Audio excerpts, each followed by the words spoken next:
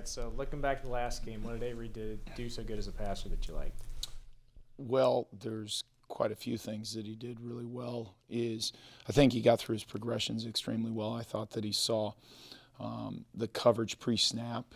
I thought that he played very fast, and then throughout the course of the game, especially on that fourth down, and that defensive end got a little bit of a jump on Andrew Leingang. For him to have the ability to keep the play alive, keep his eyes downfield was just a fantastic job. And I thought he was extremely accurate. As you guys looked, there were quite a few times on third downs that we threw under the chains.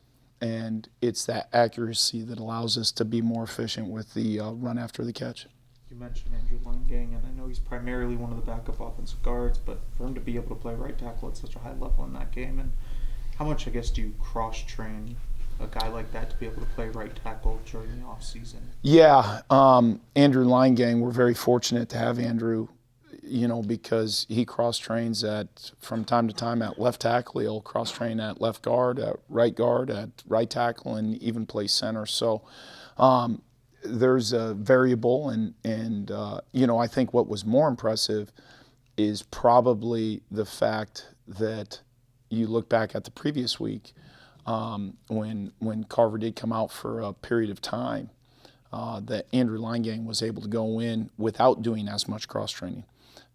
Andrew was prepared for that, but it really is about that mentality of next man up, and let's not balk, and whether it's in the middle of the game on the road or he gets called into his first start. So for Andrew Leingang, what he's meant to us, and for him to get his first start, he's played a lot of football for us, but that was pretty special, and I know that the other guys were pretty damn excited for him. How close is Braden Lofton, or is he ready now? Yeah, I'd say that, I'd say that he's ready. Now, how close, how much are we going to utilize him? He's been out a significant period of time, and I do foresee him being very available and being a part of things on Saturday, but what is that rep count? Is it going to be 25? Probably not. And that's just, based on some of his conditioning, based on protecting him, based on him continuing to progress and knocking a little bit of the rust off. But we're excited to get Braden back in the mix. The Kansas defensive backs are probably some of the best in the Big 12. What do you see from, I guess, that secondary and those cornerbacks in particular? Well, the number one thing is they're experienced, and I know that the coach has talked about it, is you look at some of the faces back there and you're like, holy cow, we've been playing these guys for quite a long time.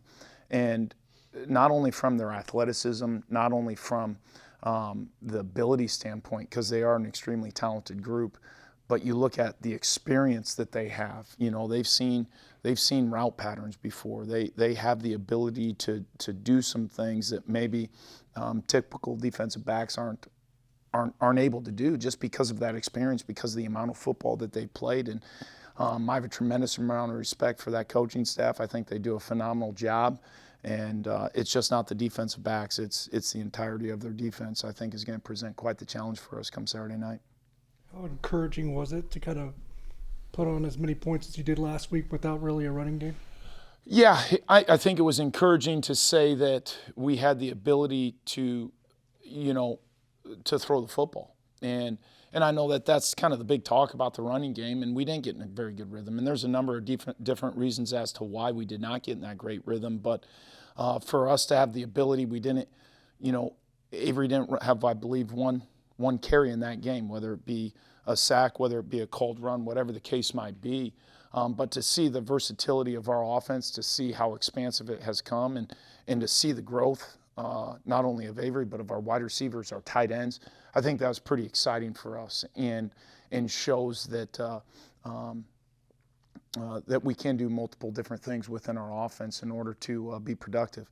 With that being said, do we need to be better in the run game, especially early on? Absolutely we do. And that message was sent loud and clear to the guys up front.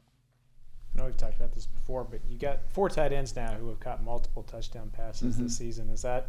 How far down have you had to, look into your bag of tricks to pull that out, or has it been pretty easy to get them looks? Well, it's I think it's a credit a little bit in some situations that, when you have the guys in the backfield that you have, it creates opportunities. It creates opportunities within the play-action game, and it creates opportunities quite often for those tight ends, especially when you look, we're getting into the red zone. When we get into the red zone, we want to have that efficiency.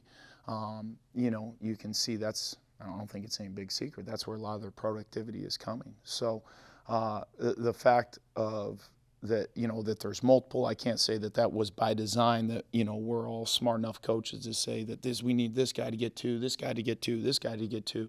It's about a group of young men who buy into one another, and who capitalize on the moments that they have. One of the coolest moments of that game is when Will made that touchdown reception, and you look at that throw that Avery made on that particular play. That was a phenomenal throw, got flushed out.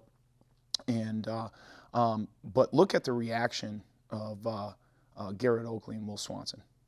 And that tells you a lot about this football team, and it tells you a lot about that position group. And I thought it was awesome. Maybe you guys didn't see it. Maybe it's just something on our film, but it's something that we most definitely pointed out.